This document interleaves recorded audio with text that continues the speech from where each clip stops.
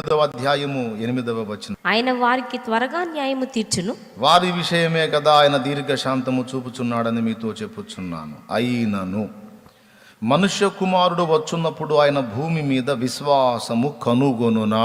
ఒక question mark ఉంటుంది. అయినను మనుష్య కుమారుడు వచ్చున్నప్పుడు ఆయన భూమి మీద విశ్వాసము కనుగొనునా అన్న మాట గుర్తుపెట్టుకోండి. ఈ లూకాసు వార్త 18వ అధ్యాయములో చాలా ముఖ్యమైన విషయాలు ఉన్నాయి. ఒకటి కాదు, అనేకం ఉన్నాయి. వాటిల్లో ఒకటి బీద విధవరాలు యొక్క ఉపమానము. ఏంటి ఈ ఉపమానం అంటే, ఒక బీదరాలు ఉంది, ఆమె విధవరాలు. ఆమె ప్రతివాదికి ఒక విషయంలో వివాదం ఏర్పడింది, గొడవ జరిగింది. మరి అది స్థల వివాదమో, పొల వివాదమో, ధన వివాదమో, వెండి బంగారుల వివాదమో తెలియదు. కానీ ఆమెకును ఆమె సమీపస్తునికి ఇద్దరికీ వివాదం కలిగింది. వివాదం కలిగినప్పుడు తీర్పుకి వెళ్ళాలి. ఎట్లా చెప్పవచ్చు అంటే, కేసు పెట్టాలి. ఎందుకంటే ఆమెకు అన్యాయం జరుగుతుంది. ఇప్పుడు మన లెక్క ప్రకారం కేసు పెట్టాలన్నట్టు. ఆమె ఉన్నటువంటి ప్రాంతంలో ఒక న్యాయాధికారి ఉన్నాడు. ఆయనకు వెళ్ళి అర్జీ పెట్టుకోవాలి ఆమె. అతని గురించి యేసయ్య ముందే చెప్పాడు, అతడు అన్యాయస్తుడైన న్యాయాధిపతి.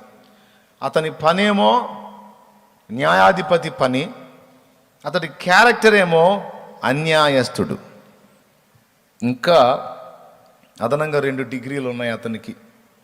1 దేవునికి భయపడడు, 2 మనుషులకు కూడా భయపడడు. దేవుని భయం లేదు వాడికి, మనుషుల భయం కూడా లేదు. ఎవరికి భయపడడు, ఎవరికి లెక్క చేయడు. కాబట్టి వాడు అన్యాయంగా జీవిస్తున్నాడు.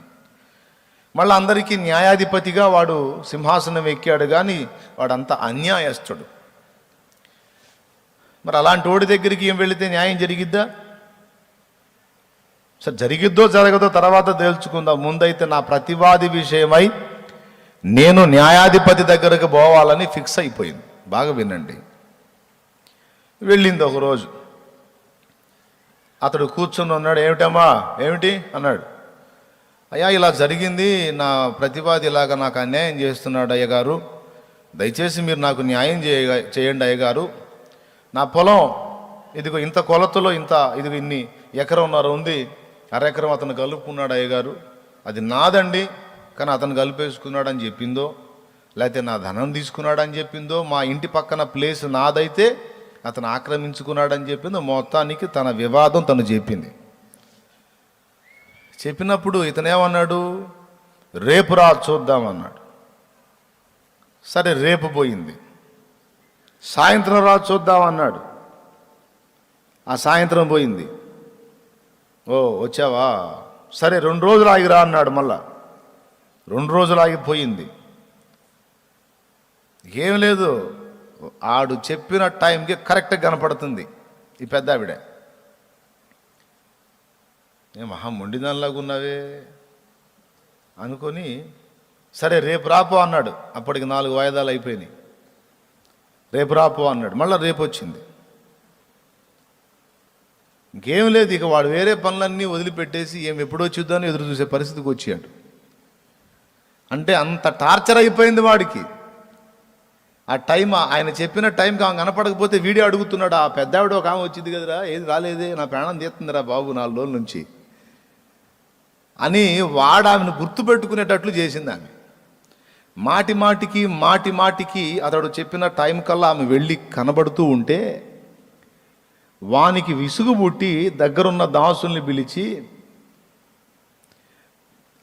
అరే బాబు, ఈమె నా ప్రాణం తీస్తుంది, వాడు ఎవడో తన్ని ఆమె నాకు ఇప్పించండి రా, లేకపోతే ఈ ముసలి నన్ను వదిలేటట్లేదు, సాగు కొట్టేటట్టు ఉంది, నిద్రలో కూడా కల్లోకి వస్తుందిరా, తీసుకెళ్ళి ఆమెకి న్యాయం చేయండి రా అని చెప్తాడు కదా. చెప్పాడు. న్యాయము తీర్చడా? మాటికి తిరుగుచుండగా న్యాయము తీర్చడా? విసుగుబుట్టి ఏం చేస్తాడు? తీరుస్తాడు. అయితే అన్యాయస్తుడైన న్యాయాధిపతే ఆమె మాటి మాటికి అతన్ని అడుగుచున్నందున అతడు న్యాయము తీర్చున్నప్పుడు, నీతిమంతుడు న్యాయాధిపతి అయిన మీ పరలోకపు తండ్రి మాత్రం మీకు ఎందుకు న్యాయము తీర్చడు? అన్యాయస్తుడే మాటి మాటికి వచ్చినందున మీకు న్యాయం తీర్చినప్పుడు, మీ తండ్రి న్యాయవంతుడు కదా, మరి నిశ్చయముగా. చూడండి ఆ మాట చూడండి ఒక్కసారి, 7వ వచనం, దేవుడు 6వ వచనం కూడా చదువమ్మ. మరియు ప్రభువు ఇట్లా నేను అన్యాయస్తుడైన ఆ న్యాయాధిపతి చెప్పిన మాట వినుడి. దేవుడు తాను ఏర్పరుచుకుని వారు దివారాత్రులు తన్ను గురించి మొరపెట్టుకొనుచుండగా వారికి న్యాయము తీర్చడా? ఏమంటున్నారండి? దేవుడు ఏర్పరచుకుని వారు అంటే మనందరం దివారాత్రులు తన్ను గూర్చి మొర్రపెట్టుకొనుచుండగా వారికి న్యాయము తీర్చడా? యేసయ్య క్వశ్చన్ చేస్తున్నాడు. వారికి త్వరగా న్యాయము తీర్చును, వారి విషయమే కదా ఆయన దీర్ఘశాంతము చూపుచున్నాడని మీతో చెప్పుచున్నాను అని. అయినను మనుష్య కుమారుడు వచ్చున్నప్పుడు ఆయన భూమి మీద విశ్వాసము కనుగొనునా అన్నాడు. ఈ మాట ఖచ్చితంగా అండర్లైన్ చేసుకోండి, లేదా టోటల్గా రౌండ్ చేసుకోండి. ఏ మాట? 7వ వచనం, దేవుడు తాను ఏర్పరచుకొనిన వారు ఎప్పుడెప్పుడు? దివారాత్రులు తన్ను గూర్చి మొర్రపెట్టుకొనుచుండగా వారికి న్యాయము తీర్చడా? ఆయన వారికి త్వరగా న్యాయము తీర్చును అని చెప్పేశాడు. ప్రార్థన విషయంలో విసుగు చెందేవాళ్ళు, ఇబ్బంది పడేవాళ్ళు ఈ మాటని పెద్ద అక్షరాలతో రాసుకొనైనా బోర్డు పెట్టుకోండి ఇంట్లో. పెద్ద అక్షరాలతో రాసుకొని ఇంట్లో గోడకు తగిలిచ్చి ఎప్పుడు చూసుకుంటా ఉండండి కళ్ళ ముందు. ఏ మాట? ఇప్పుడు నేను చూపించిన ఈ మాట. దేవుడు ఏర్పరచుకొనిన వారు దివారాత్రము తన్ను గూర్చి మొర్ర పెట్టుకొనుచుండగా ఆయన వారికి న్యాయము తీర్చడా? వారికి త్వరగా న్యాయము తీర్చును అనే మాట. అంతవరకు ఒక పేపర్, పెద్ద పేపర్ మీద పెద్ద లెటర్స్ రాసుకొని తగిలించుకోండి ఇంట్లో, గోడకు తగిలించి.